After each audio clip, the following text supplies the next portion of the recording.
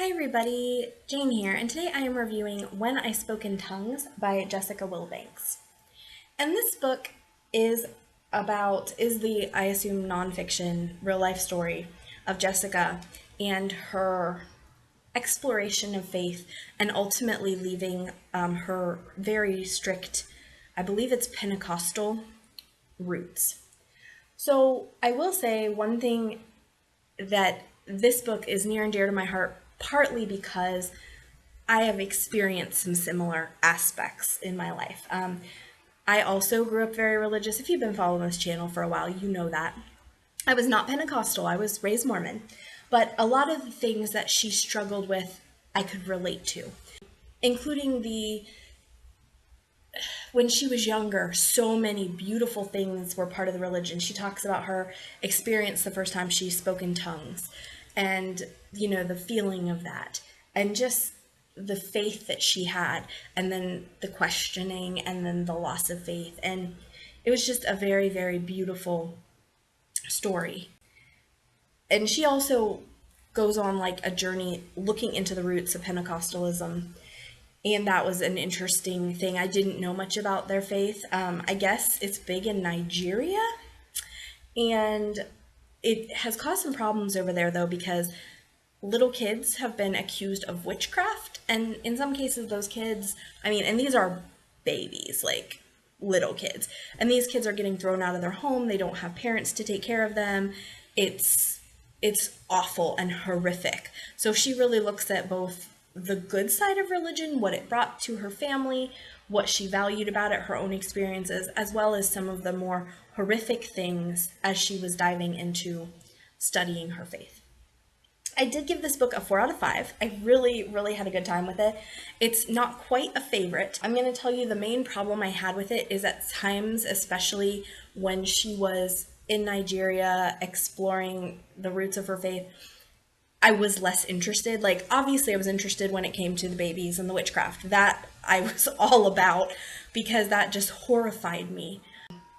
But some of the other parts of her exploration, and kind of when she's in college, a lot of that I was less interested in than early on in the book, of how she grew up, the things that kind of led her to leave the faith, and then ultimately the aftermath of what it was like for her and her family relationships.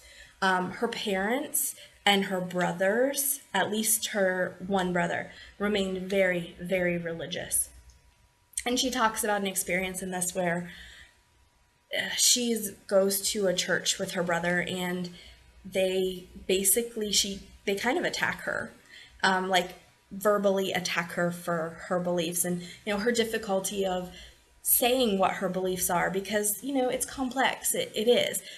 When you leave a faith, especially a faith that you were raised in, and you have all this background of religious experience, it's very hard to say, I am not a Christian, when you were a Christian your whole life, and when, you've had the same religious experiences people have. I love that even as a young child, she was asking a lot of the questions that I asked, that ultimately kind of pushed me away from a specific faith. I'm not sure what she classifies herself now. I would classify myself probably as agnostic. I'm open to the fact that any faith might be the right faith, but I would say we don't have enough information.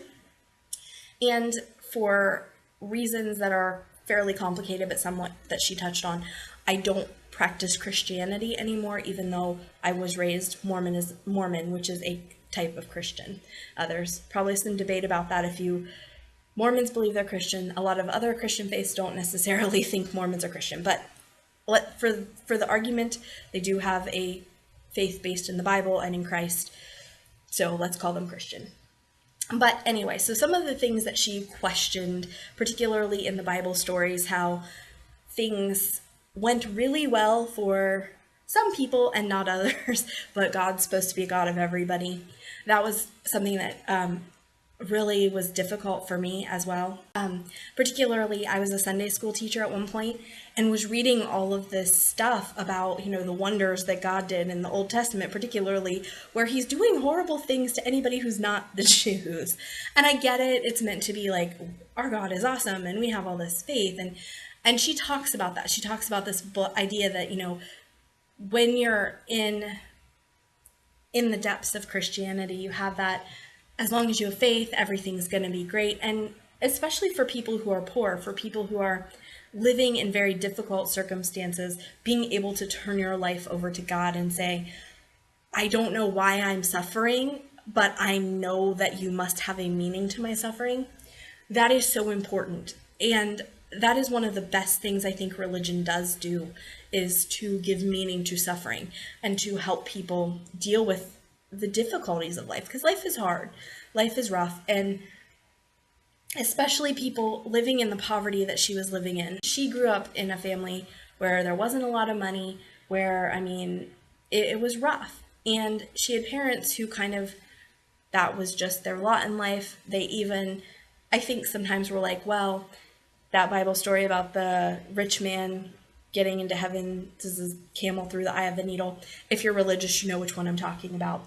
So I think they even embraced that, of being like, feeling like because they were so poor, they were almost more righteous. They had their faith, they could speak in tongues. That was proof that they were doing the things they needed to do, so the difficulties of this life didn't matter.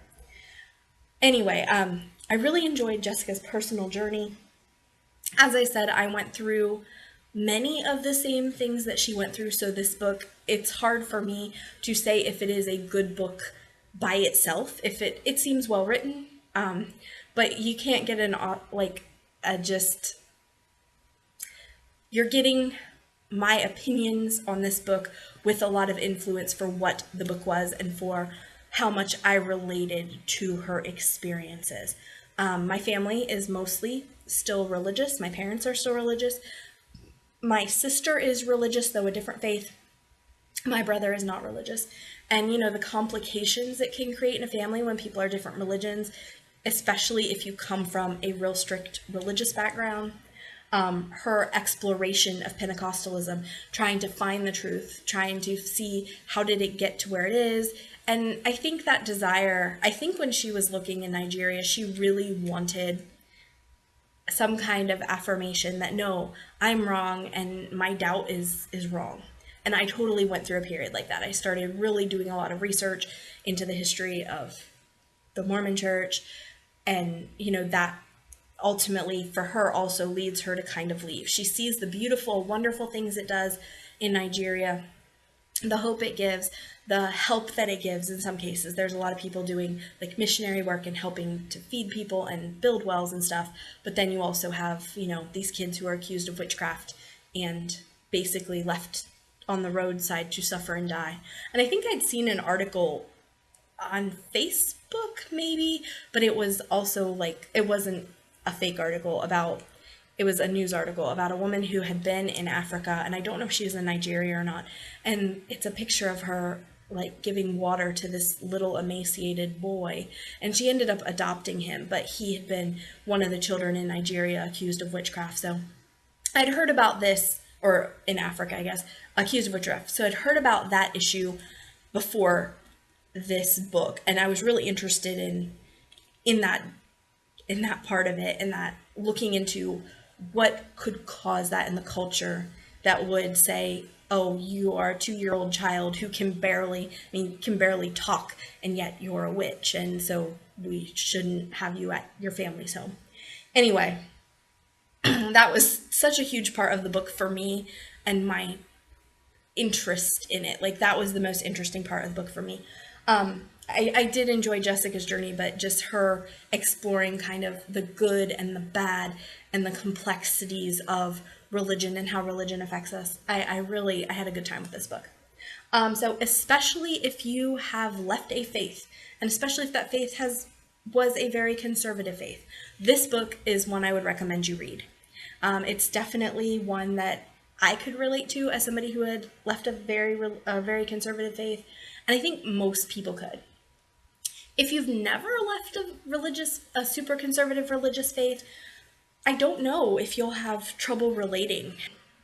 I don't know if sometimes this felt a little bit cathartic for her, and definitely as somebody who's experienced similar for me reading it, it's really hard to say. I don't know how well she did of showing people who have not been on this path the things you go through when you leave a conservative religion. But as somebody who has followed a similar path, I could totally relate. I really enjoyed it, and yeah, I would recommend it, especially like I said, if you already have that background. So this is When I Spoke in Tongues, a story of faith and its loss by Jessica Wilbanks. My social media is below, as is the like and subscribe button. This is Jane, and I'll see you next time. Thanks, bye.